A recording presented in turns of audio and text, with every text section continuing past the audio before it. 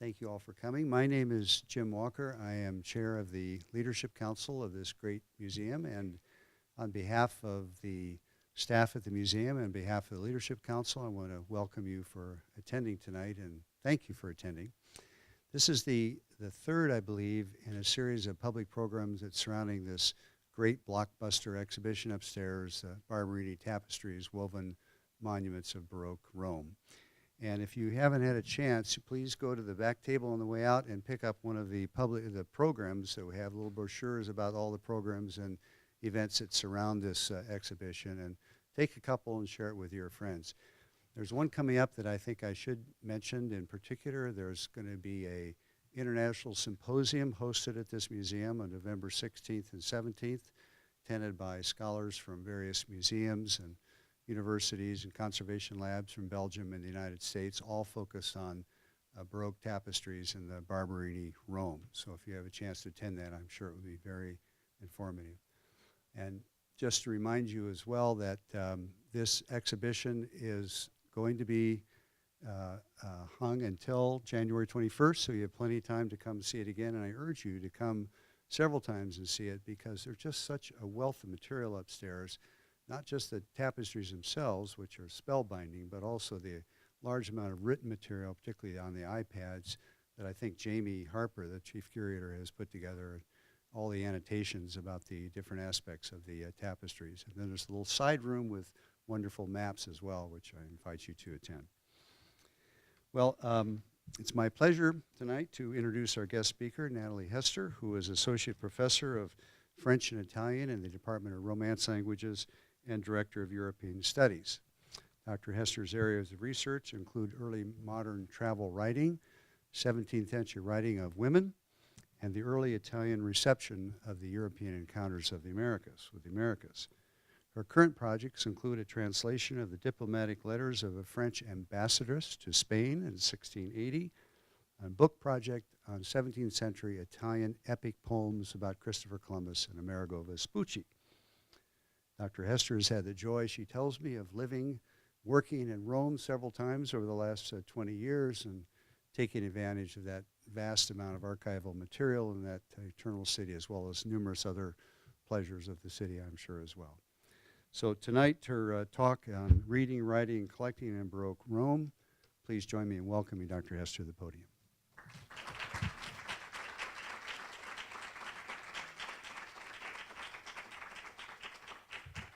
Good evening to everyone. I'm delighted to be here, and I like to take advantage of any opportunity to talk about 17th century Rome. It's really wonderful to be thinking about those gorgeous tapestries that are above us right now that have traveled thousands of miles over several hundred years, and here they are right with us in Eugene, Oregon. Really exciting. So today, I propose to offer you a brief stroll through Barberini, Rome, an enjoyable jaunt through a landscape of 17th century cultural production. So my goal really is to give you a little bit of an idea of what intellectual life was like in 17th century Rome. And in doing so, I will be talking about some elements of the period and not others that are so important to us: music, architecture, painting, etc. But there is wonderful programming, for example, a music concert on Friday that will include 17th century Italian music. So I will not be weaving a beautiful tapestry for you, but I offer you some enticing threads of cultural connections. Okay. Sorry. Well, I'm not advancing. Oscar, I might need some help here. Oh, wait. No. Oh. He's important, but I don't want him yet. Sorry. Okay, sorry, that wasn't working. Okay, I guess it was warming up. Okay, here we go. Okay, thank you. Sorry. So here is our Pope Urban VIII, Matteo Barberini, who was elected Pope in 1623. and was a great patron of the arts. So this is that important context. And we can look at this wonderful portrait by Pietro da Cortona. I just put up a couple of important points to remember when we're talking about cultural production. We really need to keep in mind that the Pope and the papacy also engage in diplomatic, political, and military duties and endeavors. So Urban VIII was very bent on expanding the territory of the Papal States. I'll show you some maps, and spent quite a lot of money and put the papacy into debt, among other things. So I'm just going to show you a map of Italy. This is from late 1400s, but it gives you an idea of how the peninsula is divided up politically with different republics and duchies. And if you can see in the middle the Papal States, you'll see that the territory is actually quite large and occupying a good bit of central Italy. Okay, and then just another map of late 16th century Italy. What I want to point out here, you can still look at it's in Italian, but you can see the beige colors, the Papal States, again, a large territory. And then I just wanted to point out the sort of lavender, light purple territory that is Spanish territory. So in the mid 1500s, really, Spain is essentially taking over southern Italy, the area around Milan, the Duchy of Milan, and Sardinia and Sicily as well. So a good bit of Italy is actually a Spanish colony of sorts in this period, and this is certainly a concern to Urban VIII, who would prefer the Spanish not to expand, especially in his territory. Okay, and again, just with the extent of the Papal States in the 1600s, that's that purple color, and you could see that it actually extends up to the territory of the Republic of Venice. Okay, and here's one of the title characters. I need to mention him, Francesco Barberini, the patron of arts and letters. This is an incredible time of cultural production in Rome, in Italy, because of the Barberini family and patronage. It's been compared to the sort of analogous to Louis XIV in France at the time. And Francesco Barberini is a member of the Academy of the Lincei, which I'll talk about a little bit, to which Galileo belonged.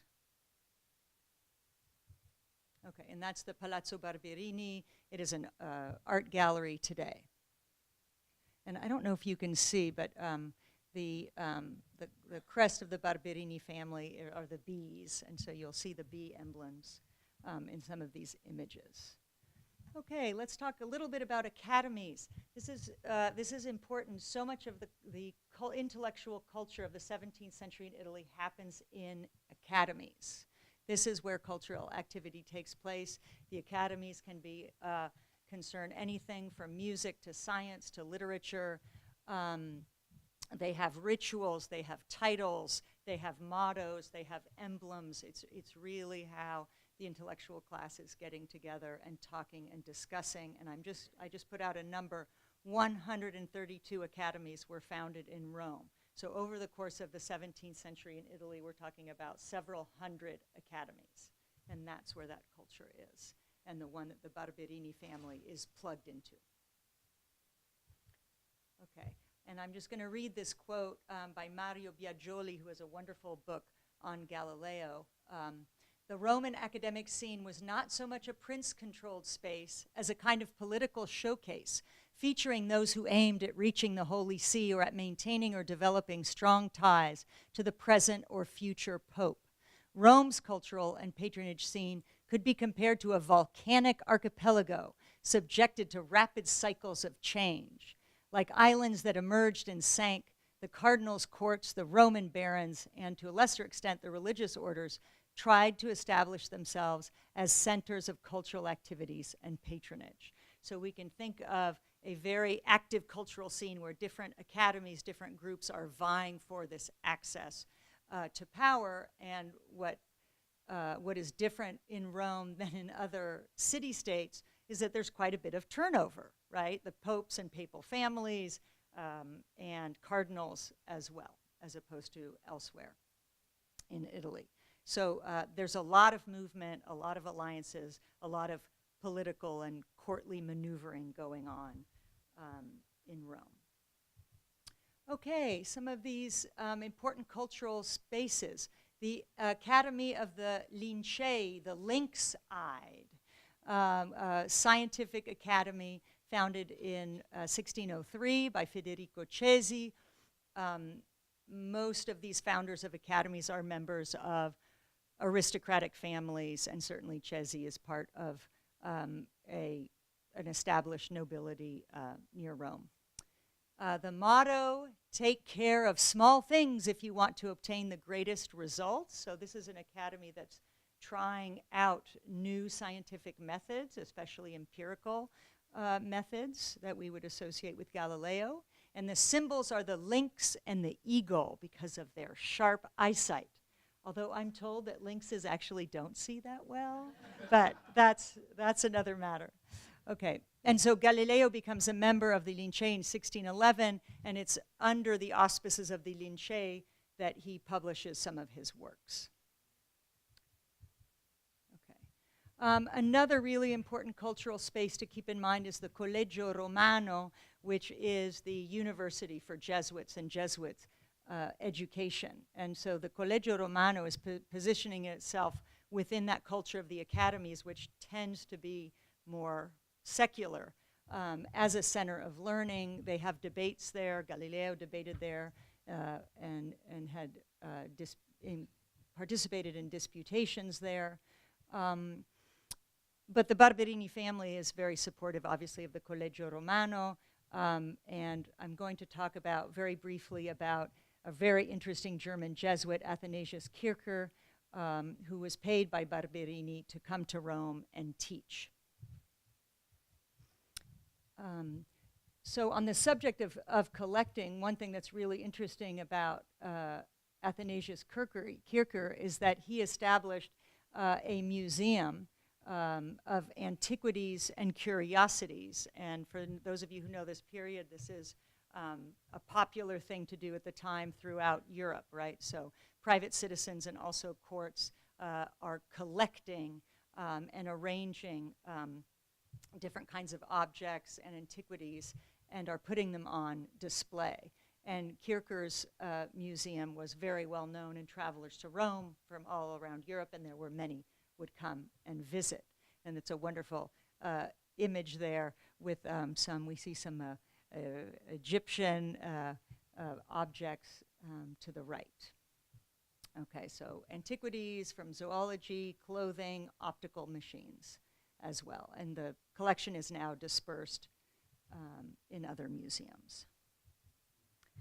Okay, and one of the reasons I'm mentioning Kircher is that some of his works are in the Special Collections Library, in the Knight Library. So I'm going to be taking this opportunity also to make a plug for the wonderful early modern books, the rare books at the Special Collection. So that will be part of the presentation. Okay, and then I just listed here what kinds of things scientists or natural philosophers are interested in at the time, for those of you who might not be as acquainted, but optics, distillation, tides, alchemy, meteorology, cryptography, botany, astrology. So a lot of these natural philosophers are interested and investigate a wide variety of subjects. And again, that's part of the culture and part of the conversations that are going on. Numerous scholars, intellectuals are participating in numerous conversations. Okay, and this is from our very own collection, Kircher's book on China, which has gorgeous, gorgeous illustrations. And just to mention another book in our special collections, this is Giambattista della Porta, who was also involved in the development of the telescope and had a book on magic that is in our collection. And there is also an exhibition on early books currently, The Word Made Print. Reformation and the history of the book, and so there are beautiful materials to see over there as well, not just here in this wonderful venue. Moving on. Okay, the Academy of Great Wits. So we've gone to the Lincei, we've gone to the Jesuits, and now we're going to this literary academy founded by Paolo Mancini, and was really the dominant literary academy of the 17th century. This is where the who's who of literati went to chat, to present, to have fun. And again, the academy was supported by the Barberini. The Pope himself would go once in a while and visit and participate. Okay, so this is a major, major space for the poets and intellectuals of the day. Okay, so just a little bit of a review of what the upper class might be reading and writing, what kinds of literary genres are they interested in, what are the debates. So just very quickly, poetry is still king or queen at this time.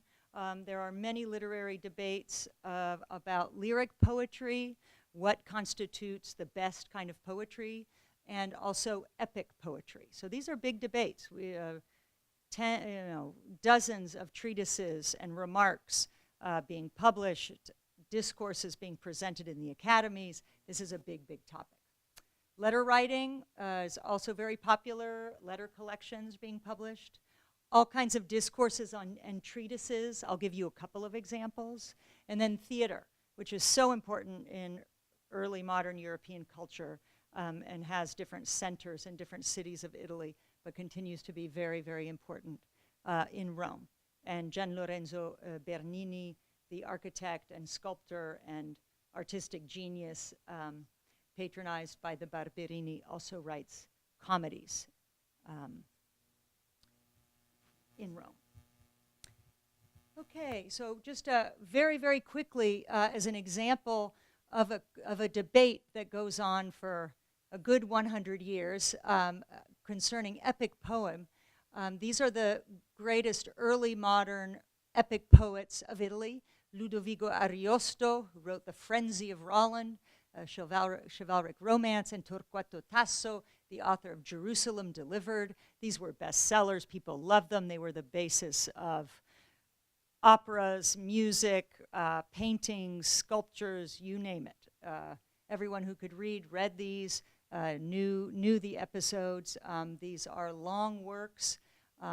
Ostensibly, the Frenzy of Roland takes place at the time of Charlemagne, when the Franks are fighting the Muslim infidels, and there are all kinds of adventures going on that I won't get into, but it's very exciting characters, battles, love scenes, jealousy, magic, the whole bit. And then Torquato Tasso, who's retelling the First Crusade. So this is in a much more counter-Reformation, Catholic kind of setting, but has the same kind of titillating parts to it. Okay, so these are some favorites. And the reason I'm talking about these is, one, we have some in our special collections, translations into English. You can see those, again, with gorgeous, gorgeous illustrations. And a wonderful 1590 edition of Jerusalem Delivered with gorgeous plates. Look at this one. These are two lovers, the warrior woman Clorinda and the man she loves, Tancredi. He is Christian. She is not Christian, but actually she secretly is Christian. Anyway, they fight each other because they don't recognize each other with their helmets on. This happens in chivalric romance. He kills her halfway through the epic poem, and but thankfully is there as she converts officially back to Christianity before dying. Okay, so these are well-known characters. They appear, again, in music, in opera, in paintings. Okay, so some of the favorite lovers of the time, Clorinda and Tancredi. And then, again, for those of you who may be less familiar with this period, I just wanted to give you a list of some of the aspects and elements that tend to come up in what is called Baroque cultural production. So these might come in handy as I go through the rest of the talk. The idea of spectacle, so the idea that anything is made for an audience, and the audience should be moved by whatever that presentation might be, whether it is secular or religious. So this idea of a spectacle to be looked at, absorbed, and admired. Then a couple of themes that come up in the artistic production, the idea of the theater of the world, right? All the world's a stage. This comes up a lot. The vanitas theme, the emptiness of life, that life is ephemeral, and that we need to tend to spiritual matters and not material ones. The macabre as well, that's linked to this idea of death and the brevity of life and the necessity for spiritual considerations. The marvelous, this becomes quite important in all forms of art, but the idea is to create something that the spectator or audience will be moved by. So the idea is to create art that will produce a sense of marvel in whoever is contemplating or hearing whatever this form of art might be. And so many poets, sculptors, painters are very keen on theorizing the idea of the marvelous and how to provoke that in the spectators.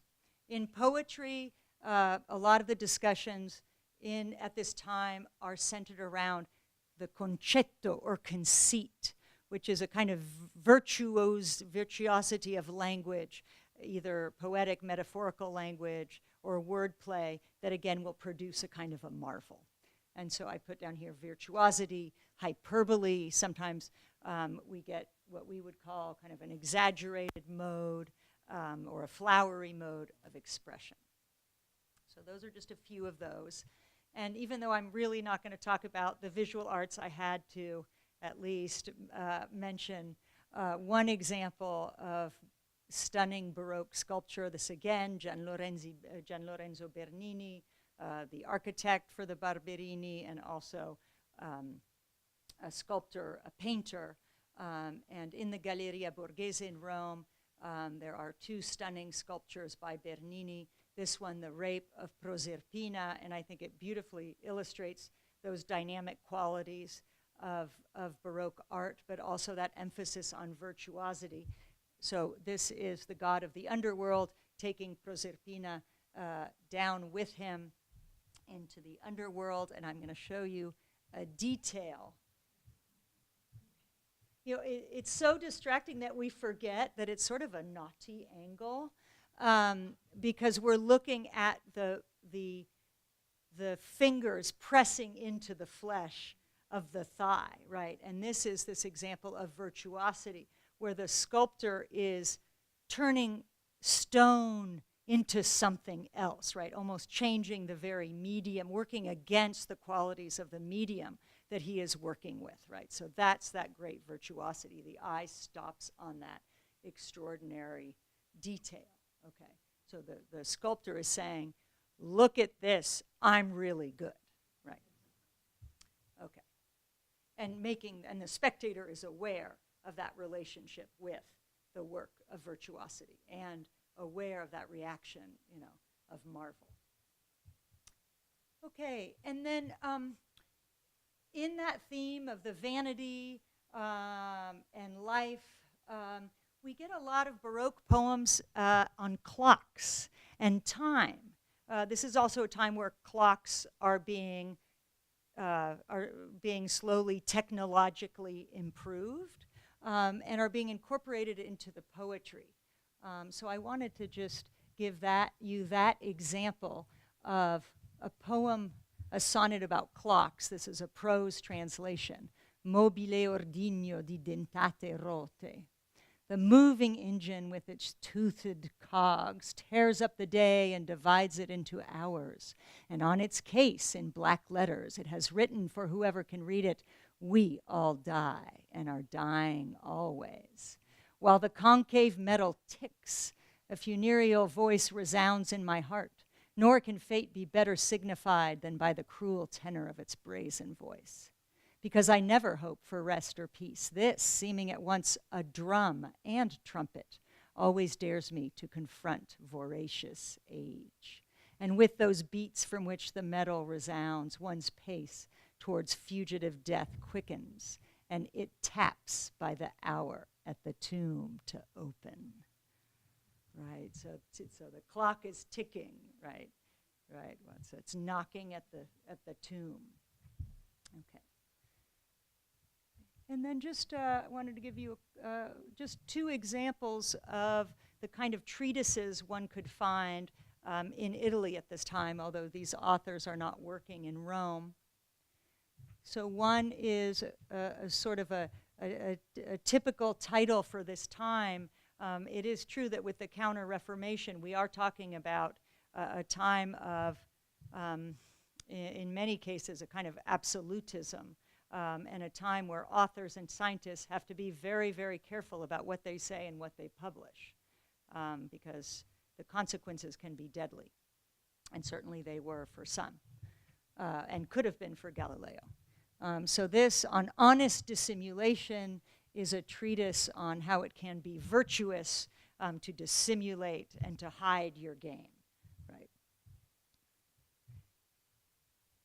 And there are other similar titles. And then a wonderful book by Emanuele Tesauro, really on the use of metaphor in prose and poetry, right? That's sort of an ode to the metaphor. And it's called the Aristotelian Telescope, which is a complete oxymoron because for Aristotle, all you needed was the naked eye and your principles, and that's all. So it's meant to be a kind of a contradiction that will then allow him to talk about metaphors for its capacity to bring together distant and separate notions, to make the dissimilar similar, to connect the seemingly dissimilar.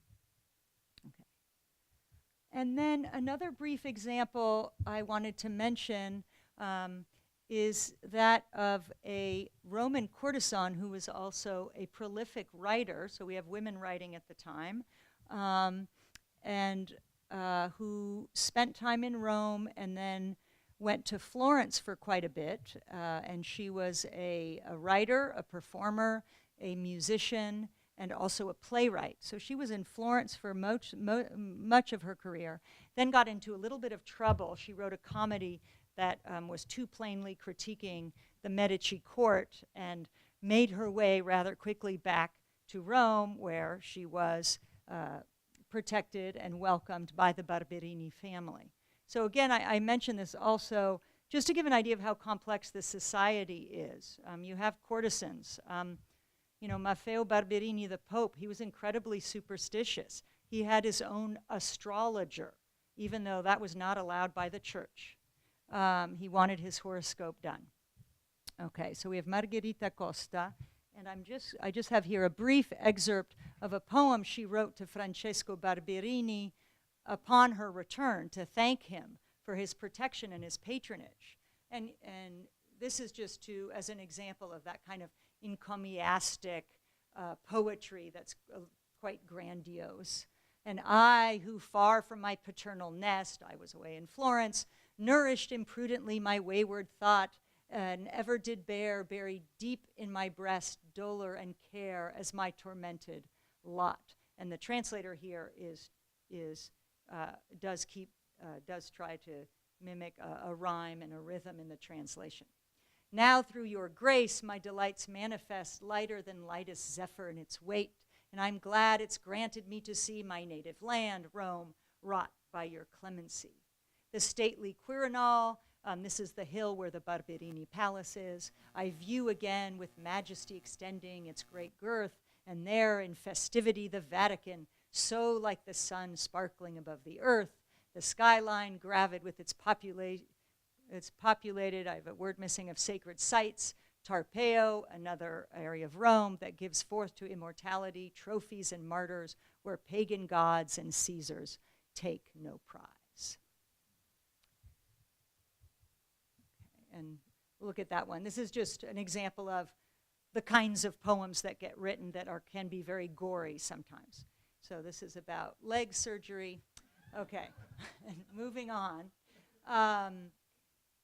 So let's talk a little bit about Galileo Galilei, because he's so important, obviously, for posterity, but also at the time was really the poster child of scientific advancement until his downfall, at least in Italy.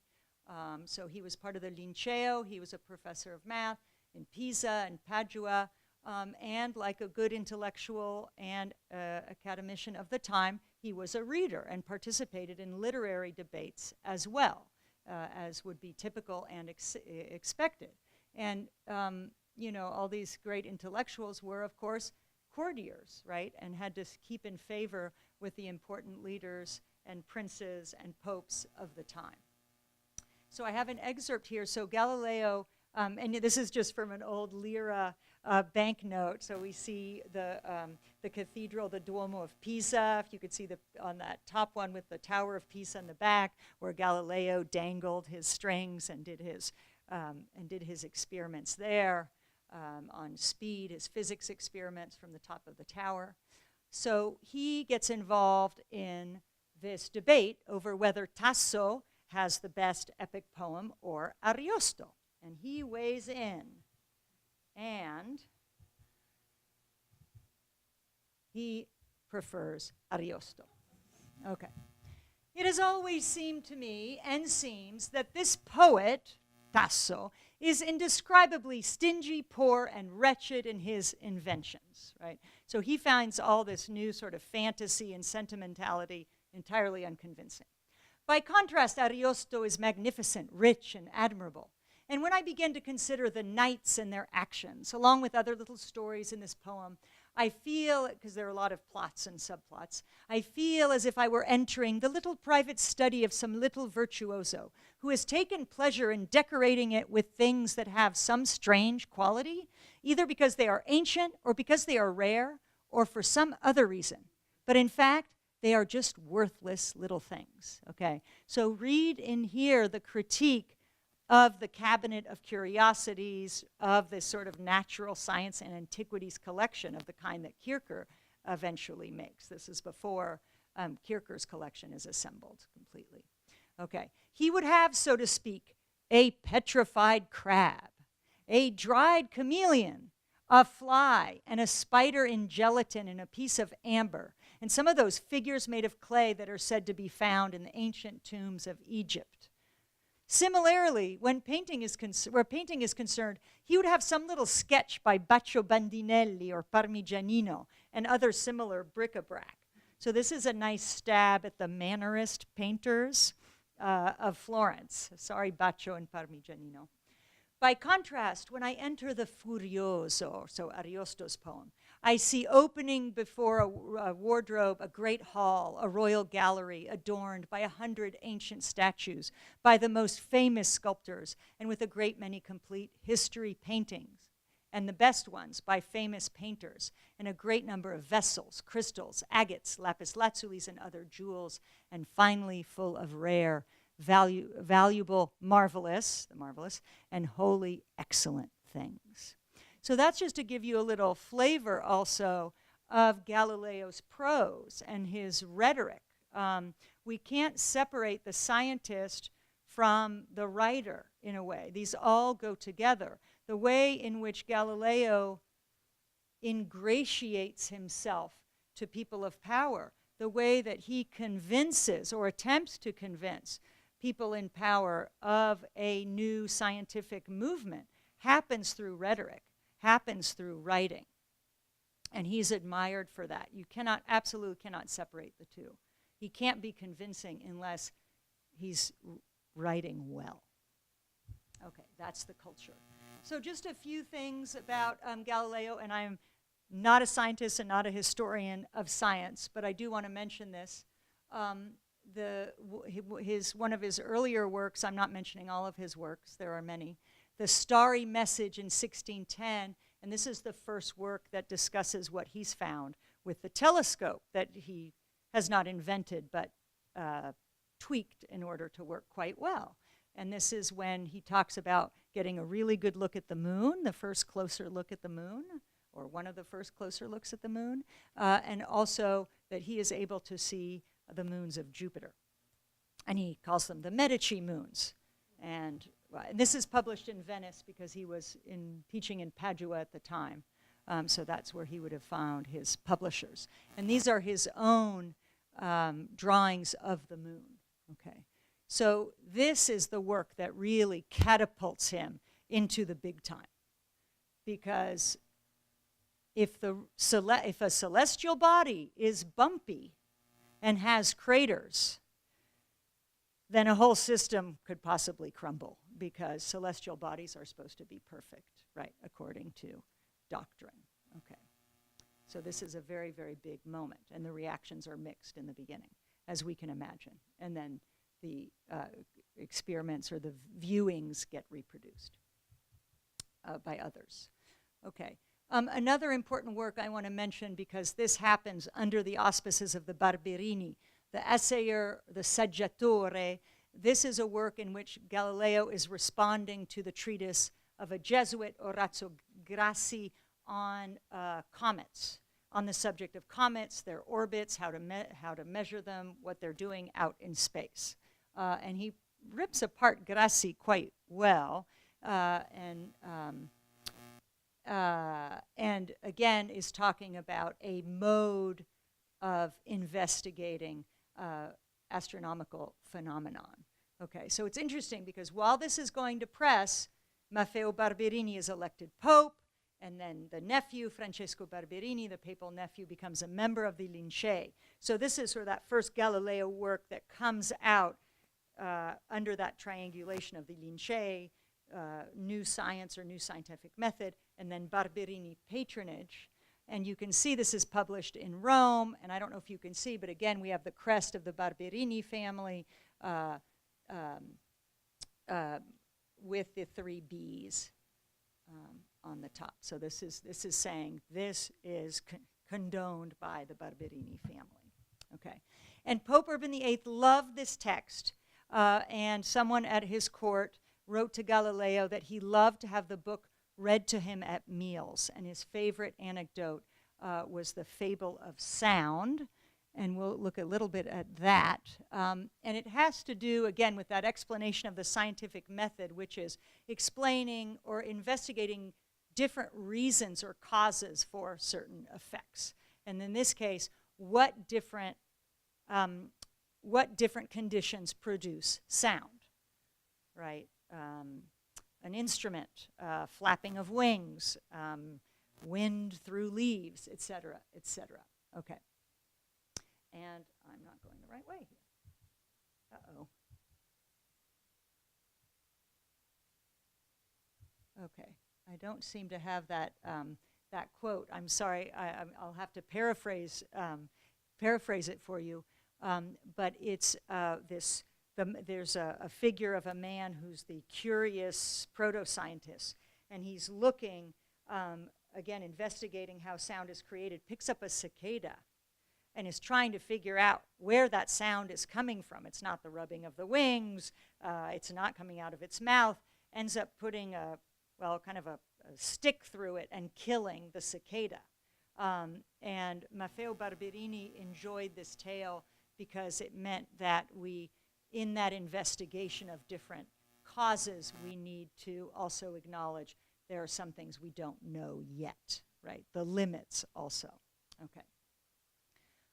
This work, The Dialogue on the Two Chief World Systems, 1632, this is where Galileo is really trying to push forth the Copernican system, whereby it is a heliocentric system, which was a real no-no at the time, but he thinks he can pull it off, but doesn't publish it in Rome, is publishing it in Florence. So it's in the form of a dialogue. Again, this is looking at models in classical literature, dialogues, exchange. So different characters representing different points of view. Salviati is a character defending the new system, following Copernicus. Sagredo, the middle-of-the-road character, negotiating between the two, but finally being convinced by Salviati. And Simplicio, defending Aristotle. Okay, and if you can hear, Simplicio is simple. Okay, so who's wrong? And this one, it just didn't go over. Galileo had been instructed not to put forth the Copernican system in 1616. He's so well loved by the Barberini, especially Maffeo Barberini admires him very much, sends him, poetry, praise, laudatory poetry. But this went too far. And there are all kinds of reasons for it, many of them political. Urban VIII is getting a lot of pressure from Spain to conform. So there are all kinds of reasons for this, but this one goes too far, and Galileo is made to recant and goes to house arrest in Florence. And the book is put on the index the following year for a couple of hundred years until somebody notices it's still on the index. We can take it off now. So it's not that the church didn't accept the Copernican system in the 19th century, just somebody noticed a little bit late. Okay. And then finally, I just want to spend a few minutes on a wonderfully colorful character from this period who is part of the Roman scene and who is dear to my heart, Pietro della Valle, who traveled for 14 years in the Middle East, the Mediterranean, the Middle East, and into India before coming back, and eventually published his travels. So I'm going to go a little bit quite quickly about this, but again, in the figure of Pietro della Valle, hopefully you can perceive these echoes of the intellectual life and context around him. He's a member of the Lincei. He's a member of the Umoristi. He's in with Francesco Barberini. He's in with Kircher. They're talking to each other. They're talking about collecting materials. So he's gone for 12 years. He's at the court of Persia, Shah Abbas II, for 5 years. He learns Turkish, Arabic, Persian. He claims that he left Italy because of unrequited love and made a pilgrimage to the Holy Land, and I think enjoyed it so much he decided to pursue his travels. The plan was he was writing letters to a friend who's really an antiquarian in Naples. The idea was that his letters would be transformed into the first ever prose epic, so that his life would be a model for an epic work, okay? And in his letters, he'll say, make sure to put this one into your epic, right? So he's living out his travels thinking about this epic form, okay? Living his life as a sort of fictional adventure, okay? He's collecting manuscripts, clothing, instruments, soil, botanical samples, mummies, writes poetry in Persian, marries a Syrian Christian woman. They're married for 5 years before she dies of illness that almost kills him. He has her body mummified and put in a case, travels with it for 4 more years, and then finally buries it in the family chapel. Okay, so you can see where the macabre comes into play. You can imagine in his travels, okay. And then has an official public funeral ceremony for his wife, okay. He wrote plays. He's important for historians of music. He worked with experimental instruments, okay, with different tones and different scales. So he really embodies that sort of the intellectual with multiple interests. Okay, this is an image from the French edition of his travels. Just wonderful to see these portraits, these sort of medallion portraits of Pietro della Valle and his wife.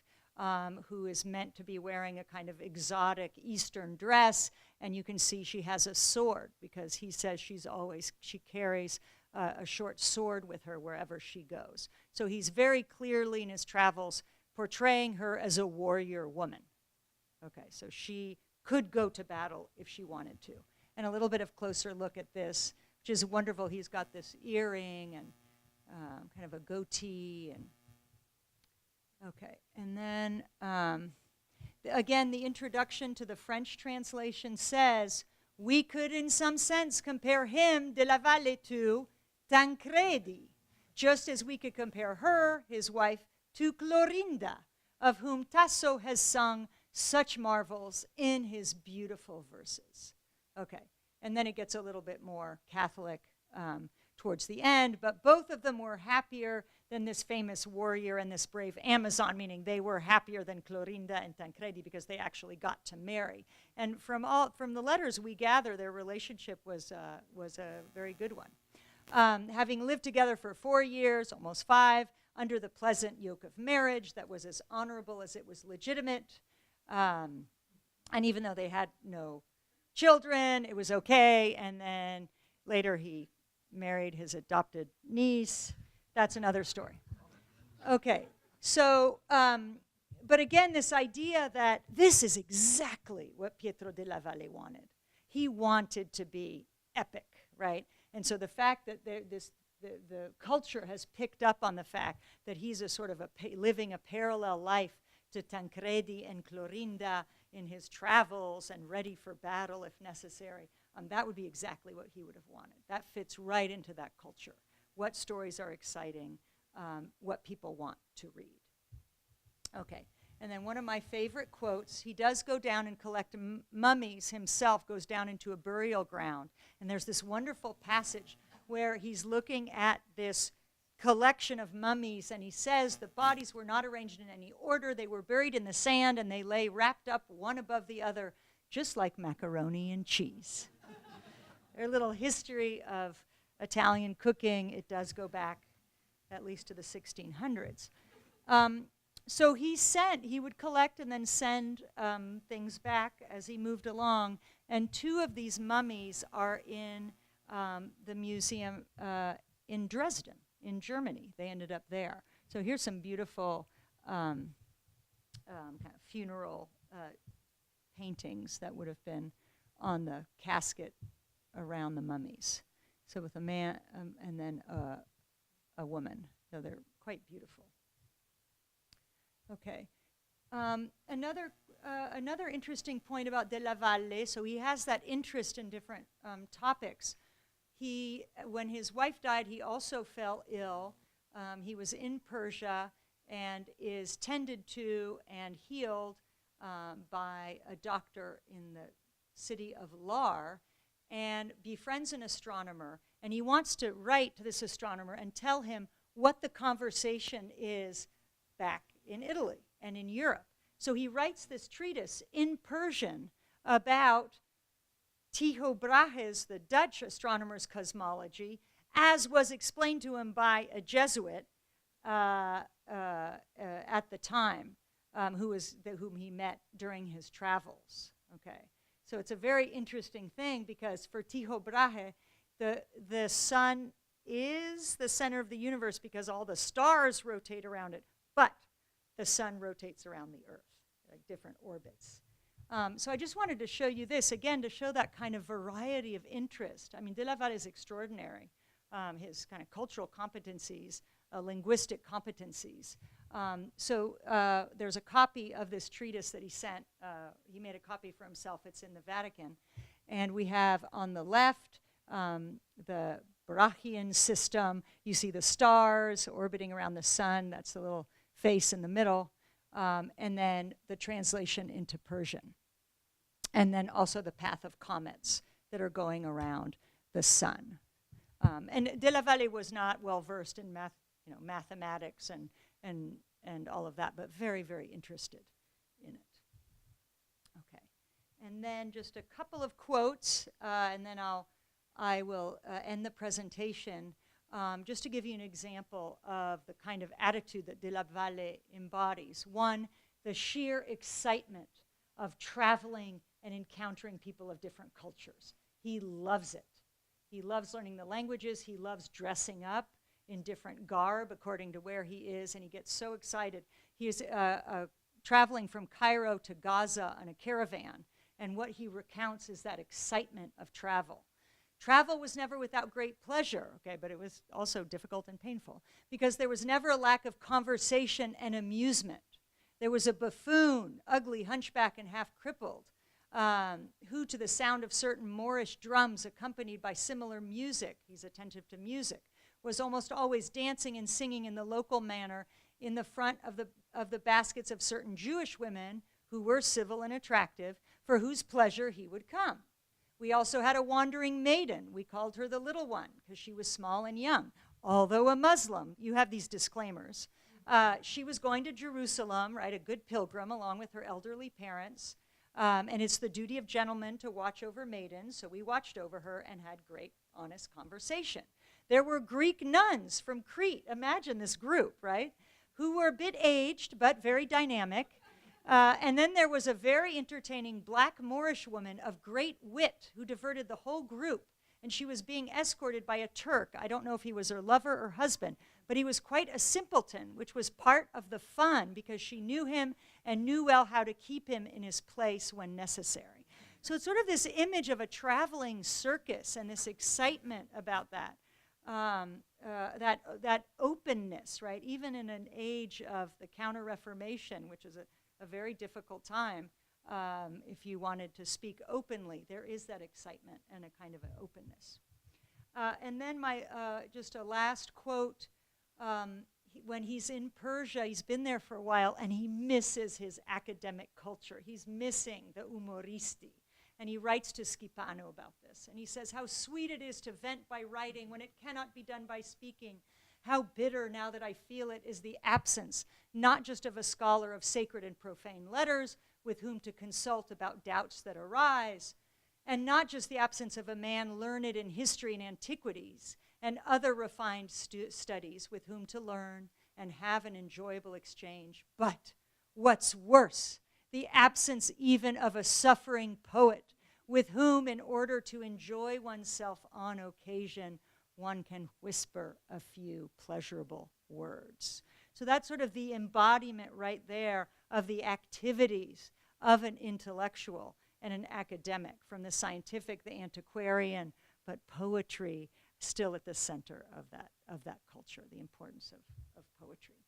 And I will just leave you with an image of a catafalque, which was an ephemeral funeral monument. This was typical in Rome, right? Rituals, spectacles were very important. He had a public funeral for his wife, Sittimani, in Rome in 1627, and had this catafalque put together, made of wood and then painted to look like marble. And there are epitaphs in different, oh shoot, okay, well, let's see. I'm just gonna go quickly here, if I can.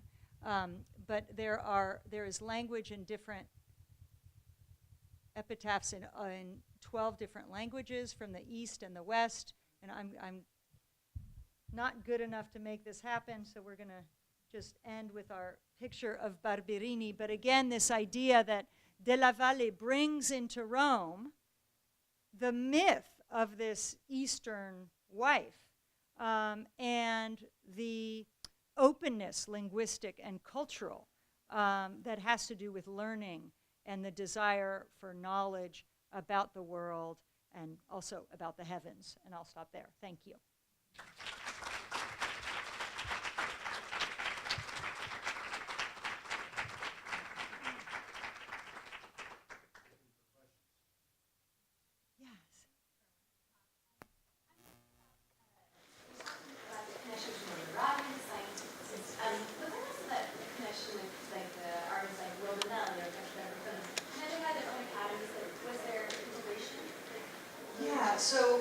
Yeah, that's a great question. Obviously, I left that out. I'll leave it to the art historians. You know, it's interesting at that time because there's a certain way in which as I understand it, a lot of the artists are still craftsmen. So there is a kind of a separation, but there are certainly artists who are also composing poetry and all of that. So my quickest answer to you would be that it depends also on that individual, right, and his consideration in the context, right, and the prestige. I don't know if Pietro da Cortona, also they're really busy, with their commission to do things, so they're really busy. I don't know that he wrote poetry. He must have written some sonnets and things like that. But there's also sort of that career of the artist. It's quite full. Bernini, I'm not sure, was he part of the Umoristi? I'm not sure, I'd have to look at the list of that. But that's a great question to think of how that's integrating, because maybe not as much as we would think in some cases. Yes. Counter-Reformation and Baroque, Yes. one of them I forgot which way. Yes. How deeply do you mean that, or is it just to fix the time period, or? Yeah, no, thank you. I was using a kind of a shorthand. I guess it's because when I was talking about the Baroque, again, very briefly, this is a complex topic, I was thinking about it more in the aesthetic terms of the aesthetic production. And the Counter-Reformation, yes, more of that historical period, and also to keep in mind that on the one hand, you have the blossoming of the arts, the extraordinary artistic works and works of science, but with a limit, especially on the scientific side. This really is a culture where many intellectuals really have to watch their backs, and a lot of these scientific academies are purposely not engaging in certain experiments that could be dangerous, or for which they could be censored. So they're doing a safe science in many cases.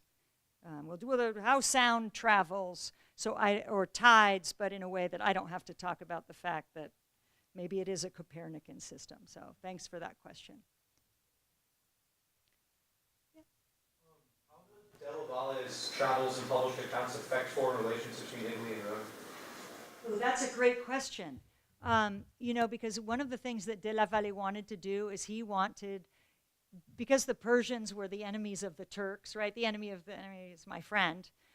So he wanted to befriend the Persians and had this fantasy of establishing a Rome, an Eastern Rome, somewhere in Persia. So the question of the effect, because he was traveling independently, he was very connected to and met with diplomats going abroad and missionaries, but he wasn't representing the church or the Papal States officially, so he didn't have that kind of influence. It was more culture in terms of bringing certain kinds of information and knowledge to Italy. He is credited with bringing coffee to Italy. So next time you order your cappuccino, thank Pietro della Valle. Because he goes to Constantinople and said, this is great. All the students are drinking this to stay up at night and study, and we've got to have this. So, yes, and Gina. Yeah.